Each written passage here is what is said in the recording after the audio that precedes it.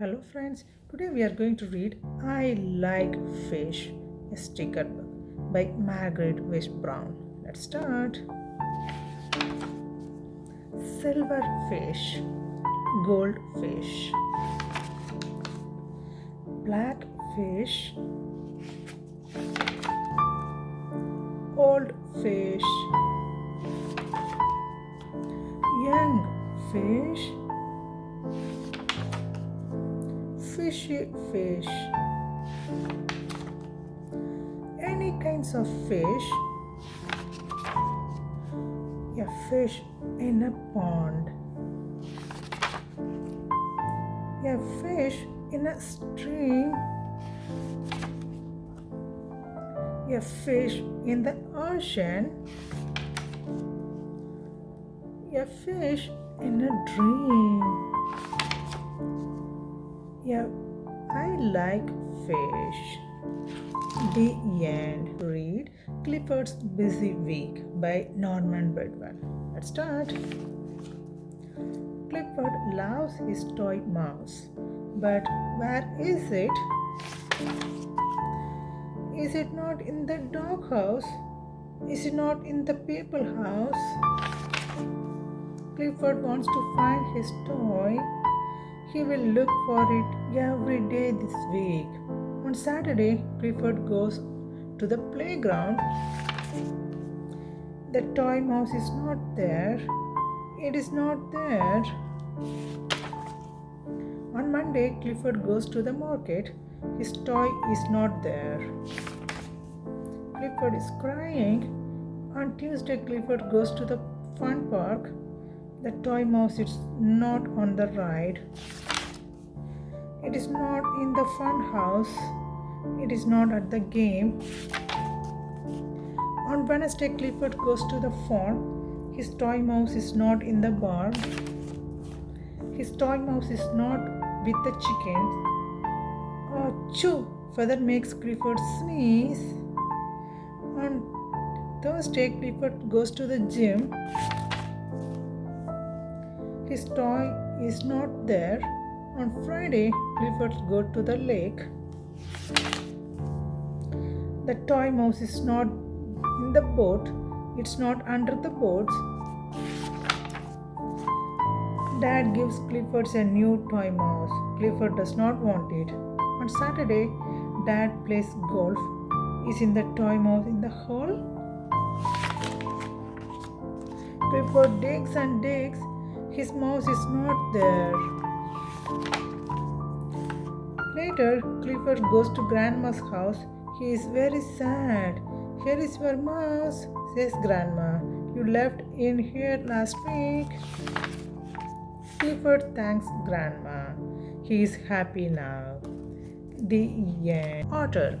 Oh no! Bath Time by Sam Gordon. Let's start. Teddy and I love to play in the yard. We do lots of fun things. We play lots of games too. Oh no, it looks like rain. Do not get muddy, says Otter Keeper. Teddy and I love to play in the rain. We try to stay clean, but it is very hard.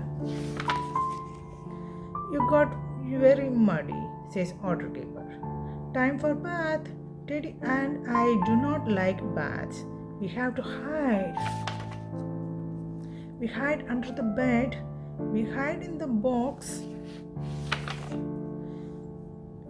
We even dress up. Otter Keeper knows it is us. Otter Keeper says bath time is fun. He says he will show us. We are not so sure. Terry and I do not like baths. First, Otter Keeper makes lots of bubbles. I love bubbles. Next, Otter Keeper lets us play with ducks. We all make friends.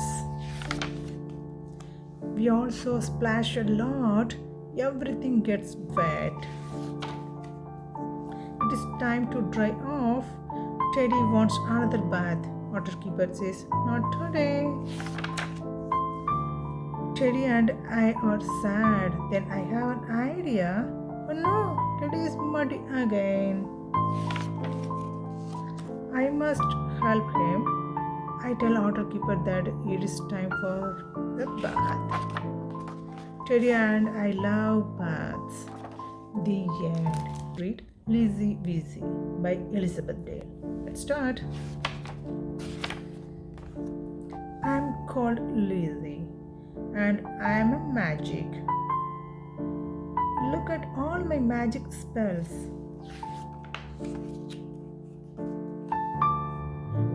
Lizzie Weezy, I wish for a cat that I can hug.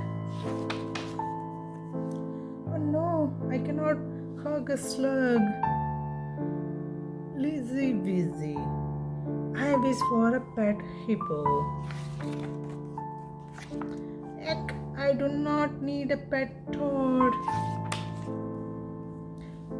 Lizzie Weezy, I wish for a doll to dress up. No, I cannot dress up a snail. Lizzie Weezy, I wish for a dog. No, a fish cannot run with me. Lizzie Weezy, I wish for a rabbit. No, this crab will pinch me. I'm no good at magic spells. Please, let this wish work. Lizzie Weezy, I wish for a boat, please. Look, this wish did happen and the rest did too. You said the magic word, please. The end. Can I have a dragon? By Elizabeth Dale. Let's start. Look at the rabbit, said Dan. I love rabbits. Can I please have a pet rabbit? No. Look at that cat, said Dan. Can I please have a pet cat? No. Look at that dog, said Dan. Can I please have a pet dog? No. Look at the dragon on that boat, said Dan. I love dragons. Can I please have a pet dragon? No. Dan was sad. A dragon was the best pet of all. They went into a toy store. Can I please have a dragon's egg? Said Dan. Yes. I love my dragon's egg, said Dan. He hugged it all the way home. Dan hugged the egg as he ate his dinner. He hugged it all night long. In the morning, Dan was shocked. Dan had a pet dragon. I love it. The end. Bad Dog and No, Nell, No by Elizabeth Dale. Let's start. Bad Dog. The bad dog sits on the car. The bad dog sits on the flower. The bad dog sits on the rug. The bad dog sits on the chair. The bad dog sits on Dad. Bad dog.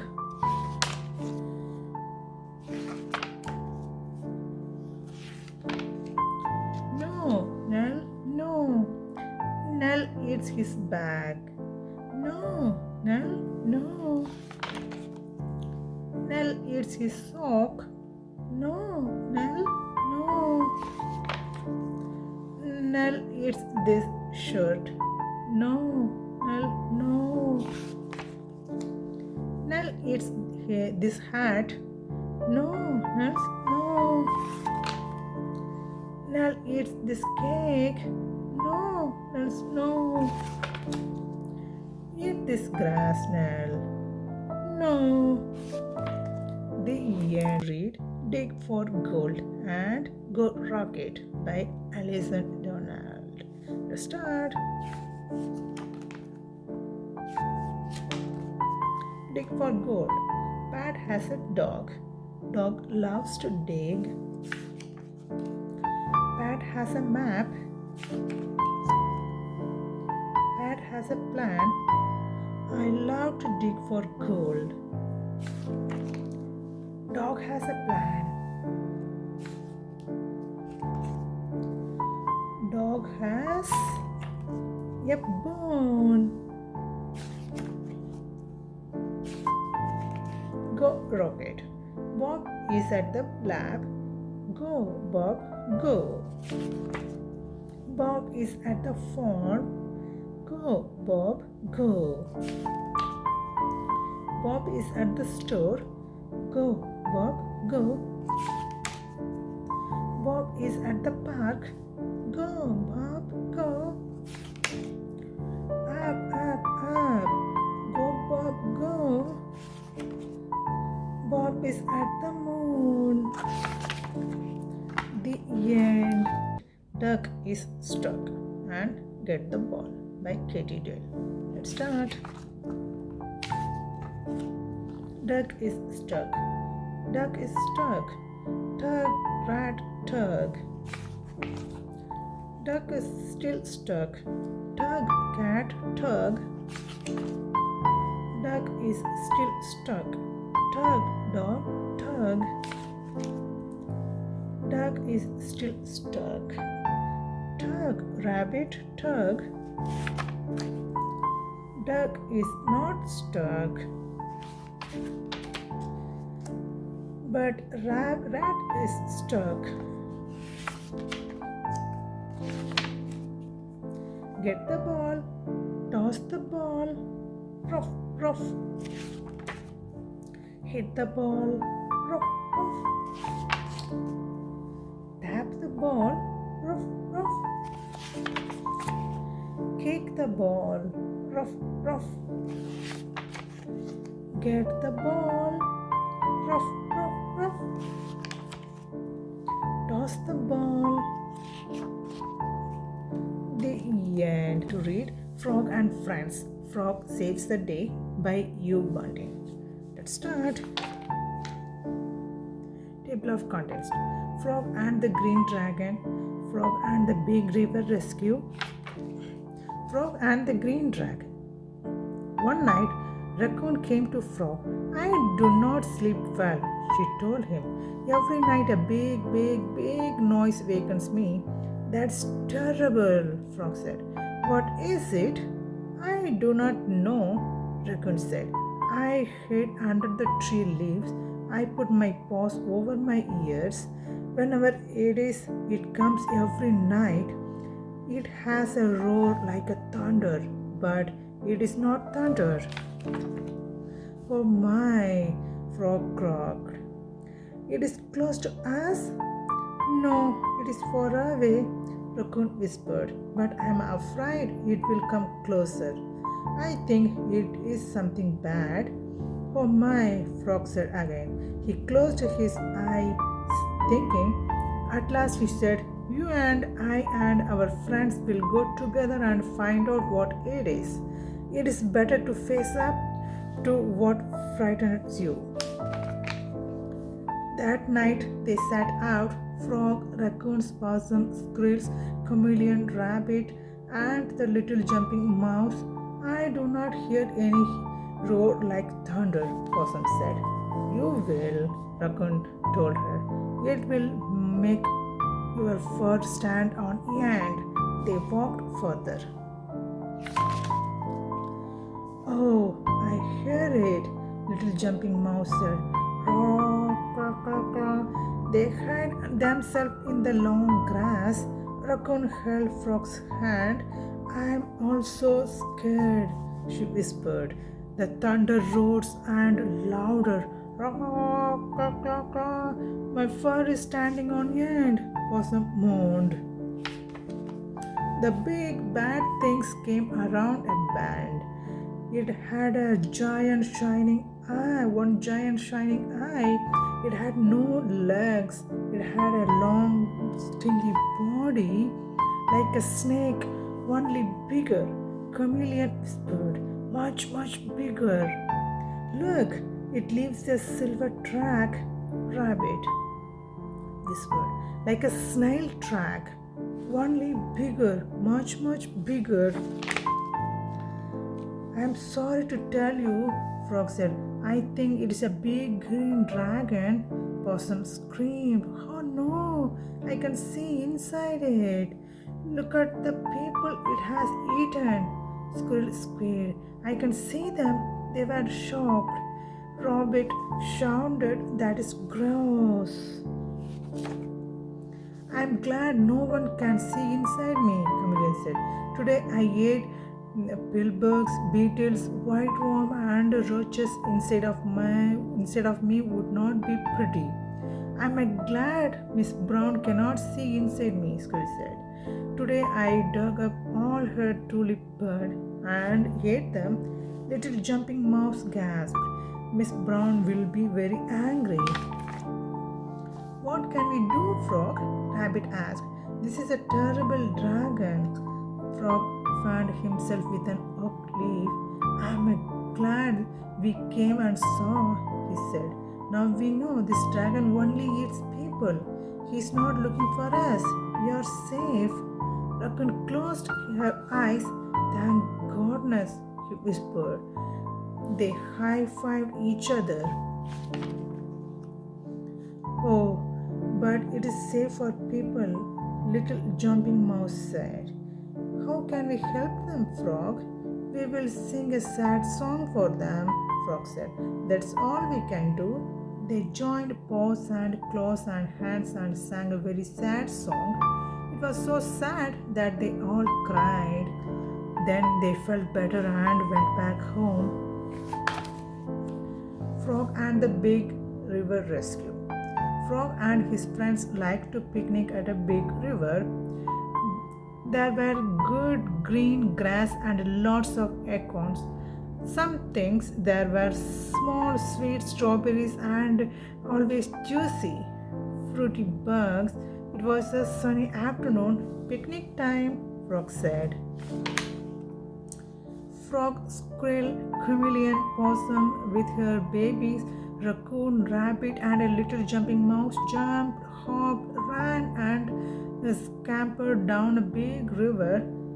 First they ate strawberries, little jumping mouse said. Great bugs, chameleon said. He and Frog had a game to see which one of them had a longest tongue. Chameleon won. Rabbit and possum talked about names for babies. I like 1, 2, 3, 4, 5 for mine, Possum said. Rabbit said, I just call all of mine Bunny. I ran out of name a long time ago. I have had a lot of babies. The little possum played hide and seek. They ran races on the grass inside the river. He do not too close to the river, Possum called to them. Just then one little possum slipped and fell in the river. Help! Help! He screamed. The fast river was carrying him away. Possum leaped up. I'm coming, baby 5, she called. Frog held her back. Do not go in the river, he cried. You will not make it. I will go. Frog jumped quickly into the river. The water rushed around him. It was not like swimming in the pond. He swam his fastest toward a little possum 5. He liked with his long back leg. He faster. He was hard work. Would he be in time? At last, Frog reached the little one. Hold on to me, he called. Get on my back. Little possum 5 crawled onto the frog's back. Hold tight, Frog shouted. Frog huffed and puffed. Keep going, he told himself. Do not give up. Paws reached out to him, all kinds of paws. They scooped little Possum 5 off his back. They dragged them both onto the grass. Frog and Little Possum 5 had swallowed a lot of water. Raccoon turned Frog on his stomach. He jumped, bumped his back. Burp, he burped, burped. Water sloughed out.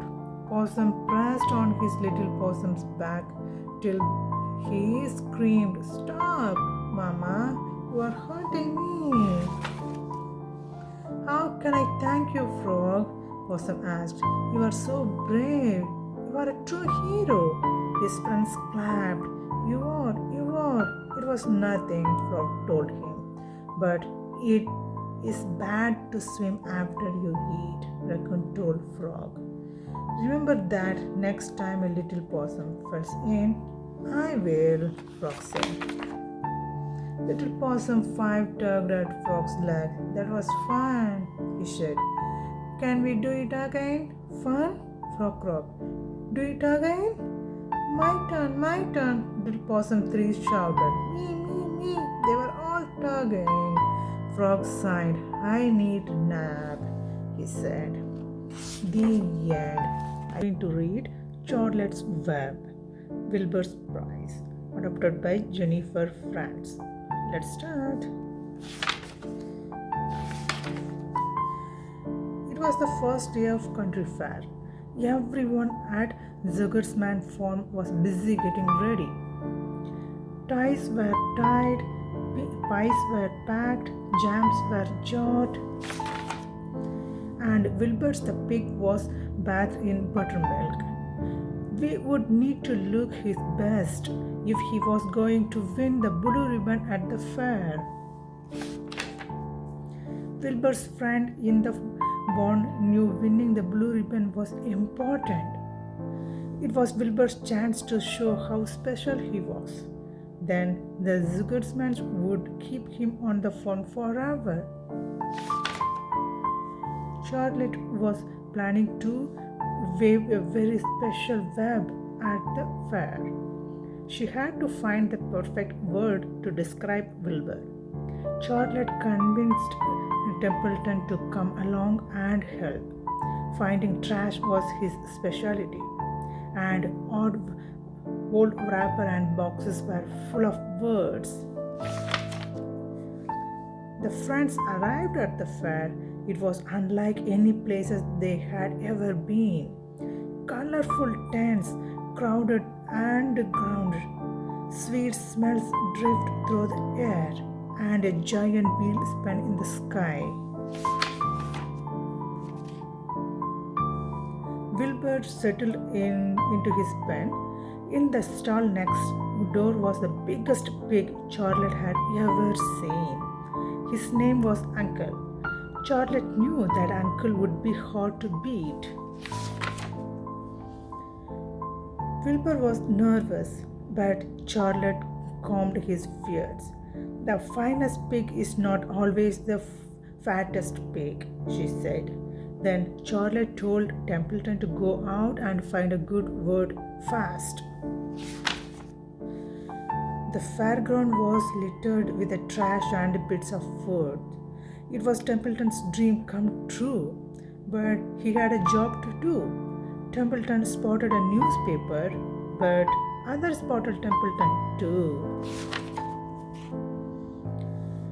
Two-faced crows were watching, and they loved to chase Templeton. Templeton had to think fast. Yahoo! Templeton called. The crows dove after Templeton, but were quickly tangled up. Templeton scurried to the pig pen and gave Charlotte a scrap of paper that was full of words. Charlotte looked at the paper and grew quiet. Then her eyes lit up. She had found the perfect word. Charlotte worked on the web for hours. When she finished, Wilbur looked up and saw the word humble. But I don't think I deserve it, Wilbur said. Charlotte smiled at the friend. Then it was perfect, she said. The next morning, the judge would decide which pig was the best in the fair. But Wilbur no longer cared if he won the blue ribbon. Wilbur already had the best prize of all, the very best friends any pig could imagine. And no word could ever describe just how lucky Wilbur felt. The end. Lego City Birthday Helpers by Steve Fox. Let's start. Hurl Herbs jumped out of bed. It is my birthday, he shouted. Hurl loved helping the people of Lego City. To celebrate his birthday, Hurl wanted to help as many people as he possibly could. He rushed outside to get started. The first person Hurl ran into was Lieutenant Duke Detrain. Duke was police officer who knew a thing or two about flips and jump kicks. Hello, help handyman, Duke said. Today is my birthday, said Hurl. He was planning to have a happy, healthy day. Hurl picked up his toolbox. Need anything? He asked Duke.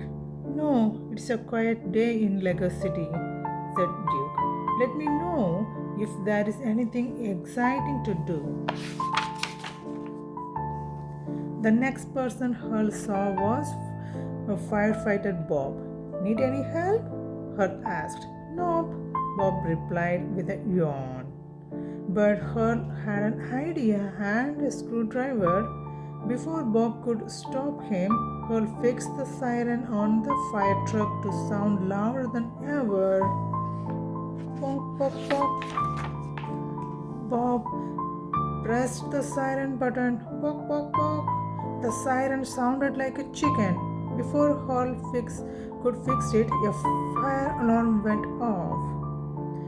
Firefighter Bob raced to the emergency. Hurl felt bad that his help had not gone as planned. Down the street, Hurl saw a poppy star. Her stage was in pieces. Hurl got out his hammer to help. When Poppy turned around, the stage was fully built. Ta-da! Hurl said with a pride. Thanks, Hurl, Poppy replied. But I was taking the stage down, not putting it up. Then Hurl saw Shirley Keeper carrying an empty trash can. I'm having a rough day, Hurl told her. Me too, Shirley said. Not much trash to collect today. Hurl waved out his toolbox. I could upgrade a truck, he offered. No thanks, Shirley replied. But maybe you can join me on a route tomorrow. Hurl frowned. Tomorrow would not be his special day anymore. Duke Detrain walked by. Nothing exciting is happening today, Hurl told Duke with a big sigh. It is the worst birthday ever. But the day is not over yet, Duke said. Hurl headed home. He was sad that he had not helped anyone. Then someone knocked on his door. It was Chief McCloud. She asked Hurl to help her untangle some light. Next, Mayor Flood stopped by. Can you pick up my groceries? Hurl was happy to help. Hurl fixed the light and then picked up the mayor's groceries. On the way to deliver the food, he ran into a police Jeff Wheeler. He needed Hurl to fix the front wheel on his skateboard.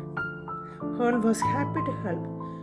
Chief Wheeler gave Hurl his skateboard and the carry to Mayor's grocery for Hurl. Hurl followed Chief Wheeler back to the police station to get a chief's spare wheels. When he opened the door, he saw that all his friends were there. "Happy birthday, Hurl!" everyone shouted. The lights that Hurl had untangled were quickly strung up for the party, and the groceries Anne had picked up included a big birthday cake. Firefighter Bob thanked Hall for fixing the siren on the truck, the clucking sound that helped him rescue some lost baby chicks. Poppy Star was grateful too. Her record company wanted to hold a last-minute concert tonight, and now her stage was all set. Even Shirley was excited. She would have so much trash to pick up after her birthday. Duke thanked Hurl for helping so many people. Hurl was glad, but he realized he had never found anything exciting for Duke to do. "Fighting crime is great," Duke said with a grin. "But planning your top secret surprise party was super exciting." Hurl was so happy. It turned out that he had helped his friends all day long. It was happy day. "That is the best birthday ever," Hurl shouted. The end. Molly's Christmas Surprise by Lauren Claus. Let's start. Meet Molly McClinton. Molly is a 9-year-old girl who lived in a small town in 1944. She is fun, friendly, and patriotic. Molly has 2 brothers and a sister. Molly's dad is a doctor for the army. The United States is fighting in World War II. So dad is in England taking care of wounded soldiers. Molly's mom helps with the war effort at home. Mom's volunteers for the Red Cross. She also takes care of the family. Molly's sister Jill is 14 and loves fashion. Her brother Ricky is 12. He likes to tease. And Brett is 5. Despite the war, Molly's life has stayed mostly the same. She still goes to school and plays with her friends. She loves to tap dance. But Molly's life has changed because of the war too. Her family, just like every family in America, has to ration food. This means they are only allowed to buy certain amount of some food. Molly's family grows vegetable in their backyard. This way, they don't have to buy all their food. Molly is excited for Christmas. She wonders if Dad will send any present from England. She writes a letter to ask him. Jill tells Molly that they may not hear from their dad. He is very busy. Molly knows Jill is right, but she can't help hoping Dad will send something. In her letter, Molly told Dad that she wanted a doll for Christmas. That night, Molly's mom talked to her. She tells Molly it's never wrong to hope for good things, especially at Christmas time. "Christmas will be different this year," Mom said. "We will just have to make our own surprises." The next morning, Molly, Ricky, and Jill get out the Christmas decorations. They are excited to decorate the tree. But they have to get the tree first. Since Dad is away, the mom is shopping with Brett. The kids combine their money to buy the tree themselves. "This is it," Jill says, opting a small tree, skinny tree. It's not a pretty and a full as the other trees, but it's cost less. The pointy Christmas smells cheer Molly up. Let's decorate the tree to surprise Mom and Fred when they get home, said Molly. Once the ornaments and tinsels are hung, the tree doesn't look scrawny, it looks beautiful. The next morning, Molly wake up and see that it snowed. Now it really feels like Christmas. Molly runs outside in her pajama to play in the snow. Ricky opens his window. He gathers some snow and throws a small snowball at Molly. She laughs. Jill joins Molly outside, and the sisters make snow angels and build snowmen all morning. At lunchtime, Molly and Jill head inside. By the front door. They see a snow-covered package. It's from Dad. The box says keep hidden until Christmas. Let's hid in the garage, Molly says. Molly and Jill take the box into the garage and cover it with a blanket. But keeping in the box secret is hard. Over the next few days, Molly makes sure no one gets too close into it. Molly is relieved when they go to the Christmas Eve service. The secret is safe while everyone is at church. Later that night, after everyone else has gone to bed, Molly and Jill sneaks into the garage and get the box. They quietly put it under the tree. The next morning, everyone is delighted to see the box from Dad. Molly and Jill shares a smile and tells the family about the secret. Everyone is glad that the girls saved the box for the special Christmas morning treat. The family opens the box and everyone gets a present. Jill gets a new hat, Ricky gets a silk pilot scarf, Brad gets a soldier helmet, Mom gets leather gloves, and Molly gets a doll dressed as a nurse. It is exactly what they each wanted. At the bottom of the box is a note telling them to turn on the radio. Mom turns on the radio. The station is playing messages from servicemen in England. The family hears a familiar voice. It is Dad. I had liked to say Merry Christmas to my Mary McIntyres, he says. The family is so happy. Hearing Dad's voice is the best gift of all. When the broadcast is over, the family starts making a big Christmas breakfast. Molly hangs her nurse doll tight. She is so thankful, even though her dad is far away, he has with them on Christmas after all. The end. I hope you love these books, friend. See you next time with a different book. Bye bye.